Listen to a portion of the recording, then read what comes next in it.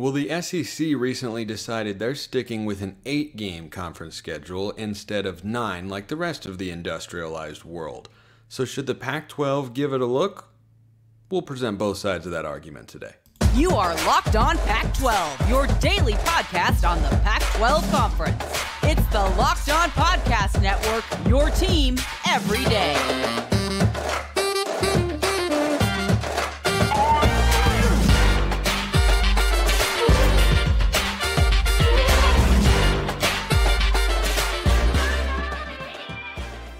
Welcome, everybody, to another episode of Locked On Pac-12. I'm your host, Spencer McLaughlin. Thank you so much for making this your first listen or your first view of the day. Part of the Locked On Podcast Network, your team every day, and your number one source to stay up to date with our media rights free and beloved Conference of Champions. Like, comment, subscribe, please, and thank you wherever you listen to or watch the show. Rate, review us as well on Apple Podcasts. Today's episode is brought to you by Bird Dogs. Go to birddogs.com/LockedOnCollege, and when you enter promo code LockedOnCollege, they'll throw in a free custom Bird Dogs Yeti-style tumbler with every order. We get something for free that we like today as well. That's Chris Gordy, host of Locked On SEC. You can check him out on YouTube or wherever you listen to your podcasts to talk about this just calamity for fans. Southeastern Conference, more like Southeastern cowards. Am I right, everybody? That's how I see it.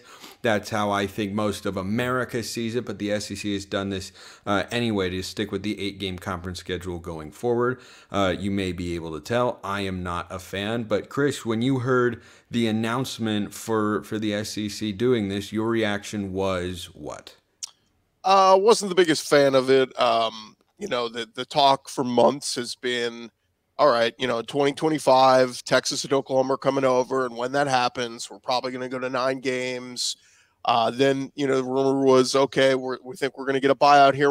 It's going to happen a year earlier. It's going to happen 2024. Okay, great. Let's all get together. Let's discuss the plan. And kind of the talking point that has been going on for months was the SEC was going to go to 9 games with each team playing a permanent crossover or 3 permanent crossovers. So you would keep 3 rivalry games for each school. The other 6 teams would rotate. And basically what would happen is every 2 years you would play everybody in the conference. And once every 4 years, you would go to, everybody's home. So, when you look at the landscape of the SEC, my wife is a Kentucky fan. We went to see LSU play Kentucky a couple years ago. LSU hadn't been there in a decade. Alabama just went down to the Swamp in Florida a couple years ago. They hadn't been there in forever. And Texas A&M has been in the SEC for, 11 years now. Georgia has never been to Kyle Field. I mean, so it's just, if you're going to call yourself a conference, we all have to play each other. Like, we can't be this like, we never play that team. Like, you have to have a rotation going. And so I thought the 9 game with the 3 permanent set up perfect. Some people disagree. And I think what it was there were some of those middling teams like the Ole Misses, the Mississippi State, South Carolina. South Carolina particularly, they're a team that plays Clemson every year as a non-conference. Kentucky loves their, non-conference rivalry with Louisville. So, I think a lot of those teams look at it and say, well, look, if we're going to keep playing this tough, Power 5 rivalry, we don't want to add another conference game and go to 9 games. So I think you had a big pushback on that. There were some other schools, LSU, A&M, they were on board. They're like, let's vote for the 9 game. But it had gotten so far along that even Brian Kelly had leaked out in interviews oh yeah, I think our 3 permanents are this. And then Ross Bjork, the A&M athletic director, he was like, yeah, I think our 3 permanents are this. So the wheels already seem to be in motion for this happening. But I think at the last minute, a lot of people started pumping the brakes. But ultimately what I was told was just because a handful of teams got scared off and voted no, that was not the ultimate deciding factor in this. The ultimate deciding factor in the SEC sticking with 8 games in 2024 was money. Back in 2020, the SEC knew their contract with CBS, the big 3:30 Eastern SEC game of the week on CBS. Anyway, exactly.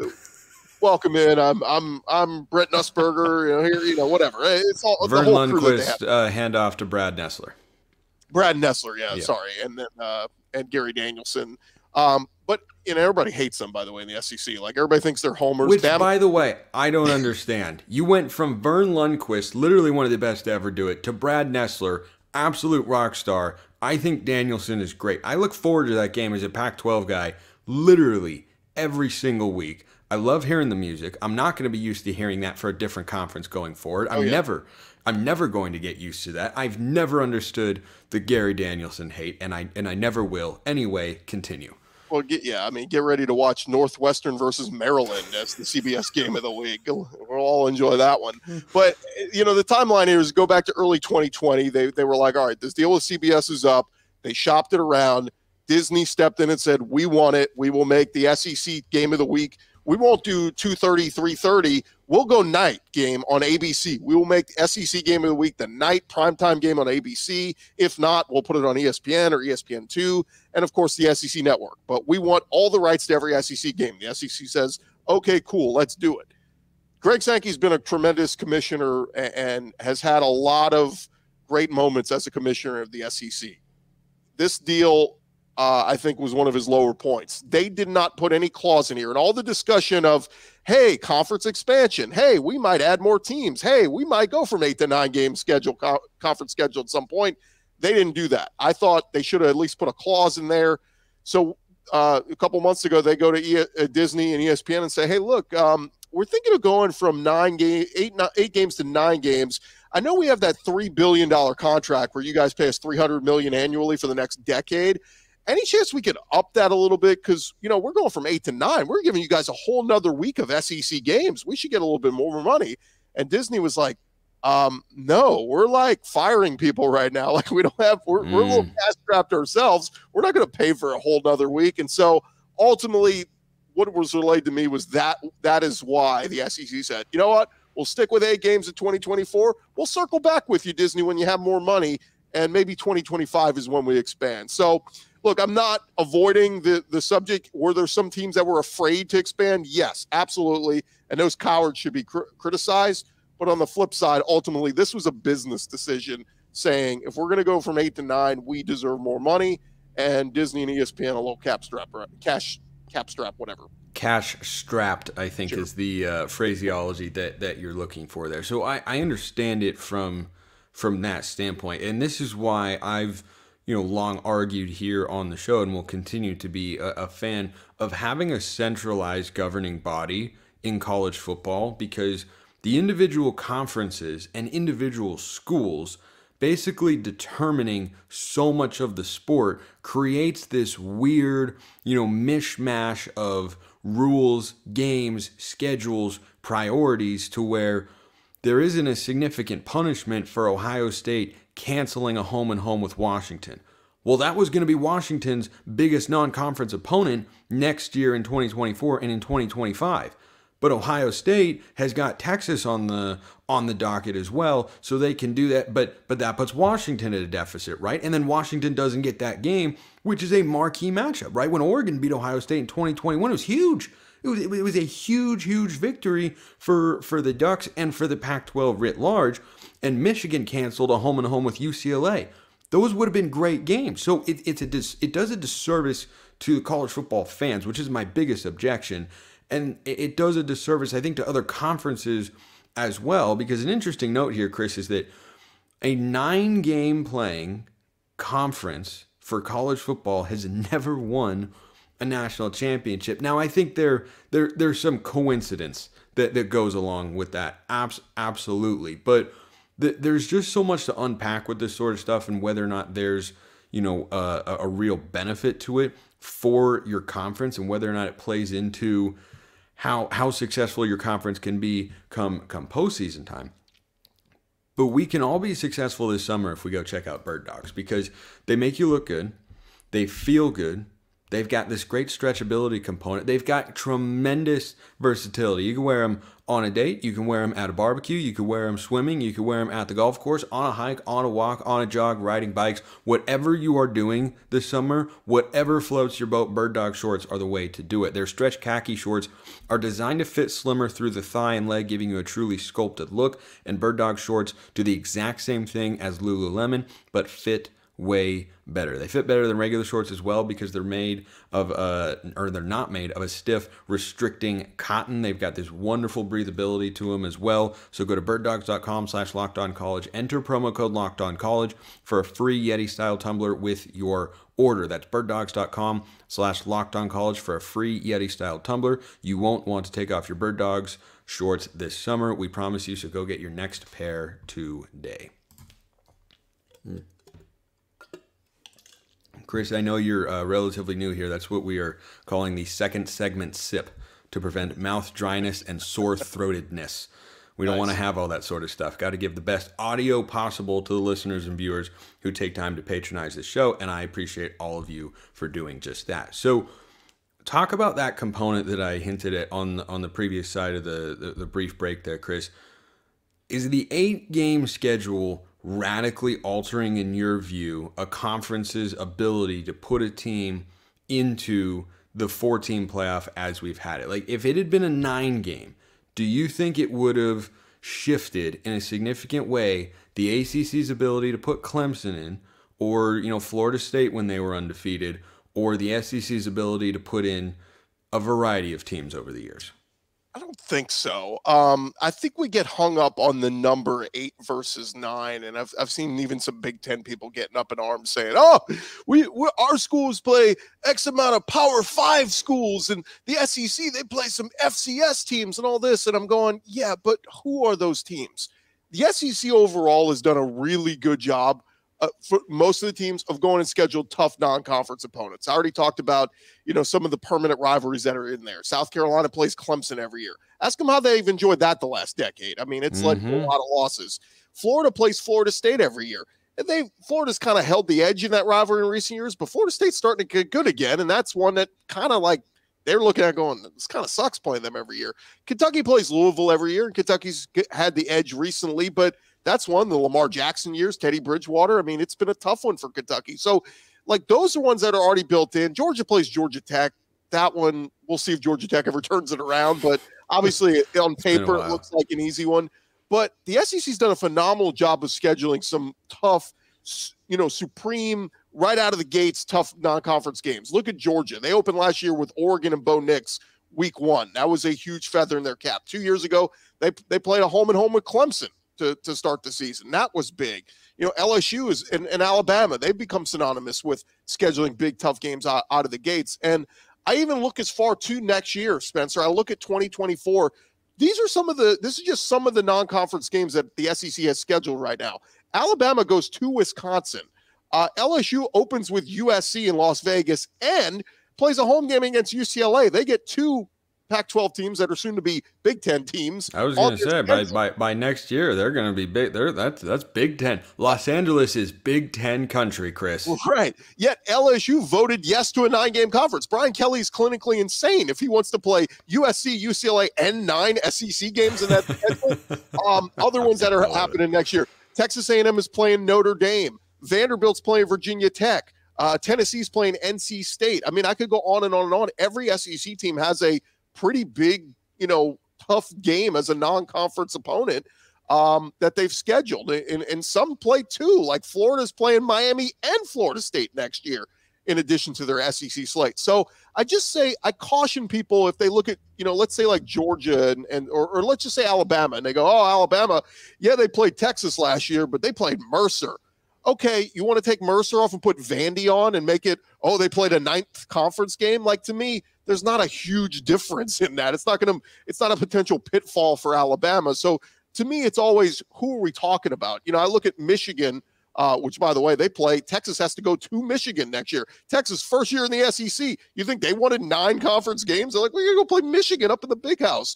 But, like, Michigan's one, look at their recent non-conference games. I mean, they're scheduling 4, quote unquote Power 5 teams, but like, if you go out and you schedule Indiana and, I don't know, like Wake Forest and like some of those teams. Yeah. You play Colorado from last year. Yeah. Colorado State. Okay. Yeah. Great. You're playing Power 5 teams, but like, well, Colorado State is G5 there in the Mountain West, but Colorado of last year wasn't even as good as most teams in the G5. Whatever. You get my point. Like, not all Power 5 teams are created equal. So, like you put a big name, a quote unquote Power 5 team on your schedule. Is that much better than playing, I don't know, Eastern Washington, Western Kentucky, something like that? So that's where I just say, like, caution if you want to start a narrative that, SEC doesn't play anybody, they're playing eight conference games, go look at what some of the SEC teams have scheduled for next year and what they've had in recent years in non-conference games. They are scheduling tough. And again, I think that pays off. I think Georgia would tell you, playing Oregon right out of the gates last year toughened them up immediately and got them ready for their conference slate. Yeah, they look like they really struggled with the Ducks down there in Atlanta. It was a tough one for Georgia. They had to think about it for like a quarter as to whether or not they were going to win the game by 30 or more points, and of course they did. But so John Canzano, who writes about the Pac-12 and has for a long time, and has been talking primarily about the realignment stuff, had an interesting take on the whole 8-game schedule, and basically what he wrote, and I was intrigued by, to say the least, and I want your thoughts, Chris, is the SEC is not doing with this 8-game schedule what's in the best interest of college football fans, which is my objection. And I've long held the belief, and everydayers out there know that I say it routinely here on the show, the biggest issue in college football, by and large, is scheduling. Scheduling has got to be different. You need some sort of centralized entity to create uniform rules and regulations, because I don't think it's fair for some conferences to have to play 9 conference games, and then the ACC and SEC get 8, and then they put those cupcake games late in the season, right? When their guys are banged up, you're battling injuries, then you can rest players, then you can kind of give them a week off. They don't have to, show up and play as hard. It's not as grueling, it's not as mentally tough, not as physically tough, and all that sort of stuff. And Canzano's takeaway was, look, I don't like it. I think it's frustrating and not, great for us who are consuming the product. But isn't this the conference looking out for the best interests of their own teams and their own members? Because us outsiders who are not in the SEC or ACC would say, those 8-game conference schedules stink. You have to play one last game against a Power 5 opponent. You get to play, and it's usually against like an FCS school sometimes. Now other schools, it's different, right? You mentioned the South Carolina and the Clemson thing, or Florida State. There are exceptions to that. But what I take issue with, Chris, are the schools that get to play the Citadel in Week 10, or get to play Middle Tennessee or someone in Week 9. Right when you're in the thick of the playoff hunt, in the national championship chase, you get to just have this easy win. Like, I don't think that that's a great thing for the sport writ large, but I do understand, to your point, and to Canzano's as well, the logic of, hey, we're a conference, we get more money, and it's better for our business model if we get teams into the playoff. And clearly, what the SEC has been doing, there are other factors at play here, but it has been working in that regard. Yeah, I don't know if I agree with that from a standpoint of, okay, do some of the SEC teams have a lesser opponent later in the schedule? Yeah, but nothing's stopping the Big Ten or Pac-12 or other schools from doing that. I mean, most are set up right now. Like the Big Ten, I think, is set up where you come out of the gates and you play your 3 non-conference, and then you go conference the rest of the way. Nothing says you have to do that. You could break it up. We could open with Michigan versus Michigan State week 1. There are 2 Pac-12 schools that don't do it that way, and it's USC and Stanford, because they play Notre Dame. Yeah, so, I mean, there you go. Now, and again, they're choosing to play Notre Dame. USC could go schedule Army that week and be just fine. So I push back a little bit because, again, like, look, the SEC fans don't like those games. You think Bama fans like going to watch Bama playing Mercer or Auburn playing the Citadel in Week 10? Like, yeah, that's my objection. It's not fun to watch. Nobody wants to watch that. Don't enjoy it, but you know who does enjoy it? Nick Saban, going, hey, we just went to the Swamp, to Baton Rouge, played Tennessee, and now we get a little bit of a breather here to play Mercer and put up stats. I think they strategically do that, but again, like, I just don't think adding an extra conference game. You know what's going to happen is if the SEC goes to 9 conference games as mandated, you're going to lose. Remember that slate I just ran through, those great non-conference games the SEC is playing next year? You're going to lose those because Alabama's going to go, why the hell do we want to go play at Wisconsin? We don't have to. I don't think you would necessarily have to just because you add another game. Because what I would argue for, if I were ever so humbly elected college football commissioner and got to determine such matters, I would have it run like this.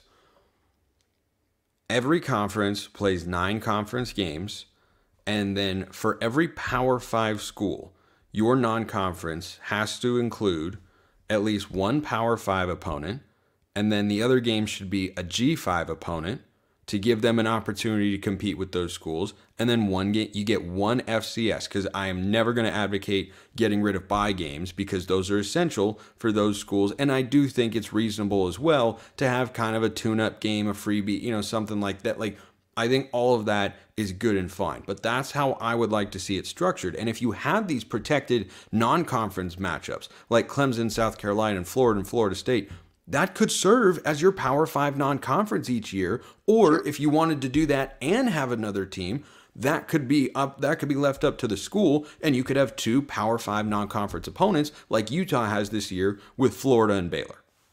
Yeah, what had been proposed was, even if the SEC was going to 9 games, is that Greg Sankey was going to hold firm to everyone must play 1 Power 5 opponent. Telling them you can't schedule 2 cupcakes, I don't think that's going to get on board. And granted, a lot of SEC teams don't, but I think what you'll see is the Kentuckys, the Ole Misses, the Mississippi States, like, they look at those as, and let's be honest, most coaches are looking at going, I need to get to at least 6-6 to get bowl eligible and save my ass, like protect my job. So I think those coaches are never going to not think that way. I mean, because again, you're looking at, if I already have a tough non-conference game that's a losable game, and I'm going to 9 conference games, that's 10 brutally tough games for me right there with the 2 cupcakes. It just makes it exponentially harder on those teams. And, I look at some of the teams that are playing 9 conference games. Like, look at Michigan's schedule this coming year. Michigan plays East Carolina, UNLV, and Bowling Green. Their non-conference is a joke. And I've lamented that for months on the show, probably since I started hosting. About any time it has come up, I still lament it because it's ridiculous. And that's what I'm talking about. Is you have too much power for these individual schools to set a non-conference schedule like that. And it's like, whoa. So they get to just cancel on UCLA and deprive the Bruins of the opportunity for a big-time non-conference win. And you're depriving fans who drive the entire sport, by the way, of the opportunity to see a quality matchup there. Nobody wins here except the individual schools, and I'm not a fan of the way that it always shakes out like that. And you know what's going to happen? I've been talking about this on my show, and I'm predicting it. Michigan is opening preseason top 4 in almost every poll. And so they get to just sit there. That means they get to sit there. They get to run through their week schedule. And, okay, at Michigan State is their toughest game. But did you see Michigan State last year? They weren't all that great. At Penn State is going to be tough as well. If they can win both of those, even if they lose to Ohio State in the last week, you know what they're going to go? Man, we just lost to a fellow top 3 team. We can't fall that far. Clearly, we're the best one-loss team in the country. We deserve to be in the playoff. And Michigan and Ohio State are going to find their way back into the playoff again. And it's a shame. I think the voters listening to this should look at it and go, we should knock Michigan for not having a good non-conference. Totally agree. We should reward teams. Even if you lose a close non-conference game against a tough opponent, I'm willing to not ding you as bad as opposed to you going and beating up on UNLV. We shouldn't reward that activity. So to your point, when I look at the Michigans and say, on paper, they're going to argue, we're better than the SEC. We're playing 9 conference games. Yeah, but you get Rutgers right out of the gate. Every SEC team would sign up right now to play Rutgers as a 9th conference game. So, again, it's not all schedules are created equal. And again, this is the SEC kind of protecting their own ass and saying, we got to do what's best for the conference overall. Yeah, and I understand that, but I don't think necessarily Pac-12 should be making that move, because I don't think that that's what's separating them from the conferences that have won national championships and are getting to the playoff. And the Pac-12 struggles to get there consistently. They've been well documented. Only 2 schools have ever made it, Oregon and Washington. They'll have a chance with a lot of different teams this year, but I do kind of get the sense the conference is just going to do what we always do, which is eat our own. That's the Pac-12 way, Chris, if you didn't know. But I want your thoughts to wrap up today's show on a perspective down in SEC country and kind of how the Pac-12 is viewed. The conference this year is going to be as good and as competitive as it has ever been, but still there's going to be a gap between the teams at the top, right? Georgia, Alabama, maybe even LSU, I think, and the best teams in the Pac-12 at some level. How is the Pac-12 kind of viewed down there in SEC country? And, we've talked about the gap that's existed talent-wise for a long, long time. Is there a ready-made fix that you can see, Chris?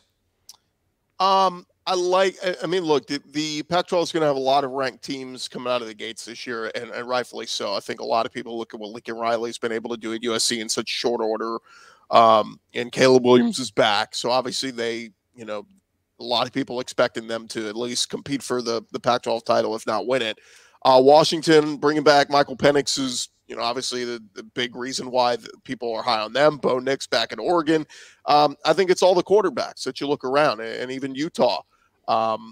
It's Cam Rising is, we saw was one of the most productive quarterbacks last year until he got hurt. So, I think there's reason to believe that all those teams are dangerous, and, maybe you throw UCLA and Oregon State in the mix as well.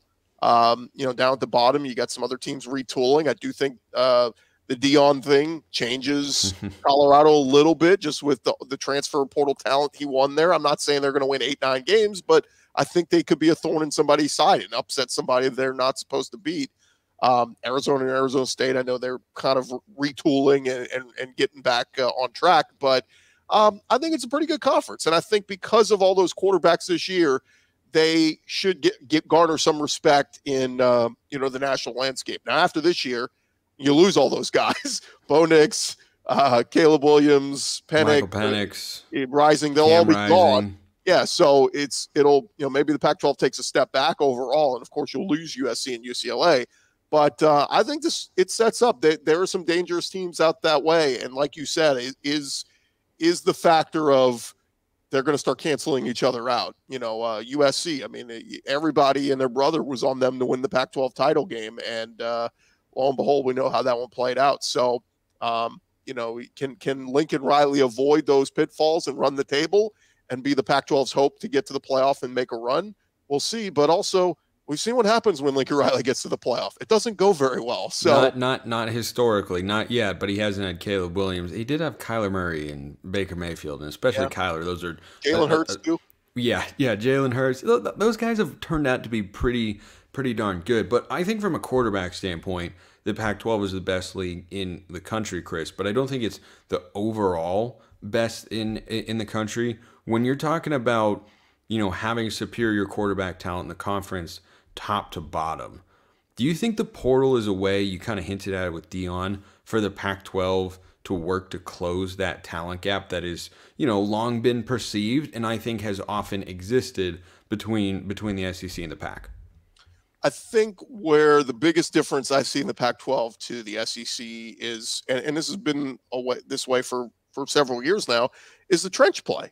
It's not to say that the Pac-12 doesn't put big-time offensive linemen, have NFL talent. We know Penei Sewell from Oregon, USC back in the Pete Carroll days. I mean, they were cranking out defensive linemen and offensive linemen to the NFL. And they just sent Elijah Vera Tucker to the Jets. Voorhees is going to the NFL, but I see the point you're making. There's been some guys, but I think collectively, top to bottom, the SEC in the trenches, offensive and defensive line, just has a little bit more dominance there. Yeah, I mean, does Bo Nix productive at Auburn, productive at Oregon? Sure. Jaden Daniels productive at Arizona State, productive at LSU. I think some of the quarterbacks can be interchangeable, but what's in front of them, and then what are they going up against as far as the defensive lines? I just think they're bigger, and deeper across the SEC. Can the Pac-12 get there? Sure. You just got to recruit well, and there's plenty of talent out on the West Coast and in California and all that. But to me, that would be just the biggest. I go back to when I was in school, LSU played Oregon. And I'll never forget Sam Montgomery slapping the turf in Jerry's World in Dallas, where they just had no answer. That offensive line for Oregon couldn't stop LSU's D-line. And it's just, there's been moments like that through the years that we look at and go, yeah, there's a little bit of talent discrepancy there. Chris Gordy, the host of Locked On SEC on YouTube and wherever you get your podcasts. Chris, thanks so much. Anytime, Spencer. I appreciate everyone listening. I will see you next time. That'll be tomorrow. And until then, hope you have a wonderful rest of your day.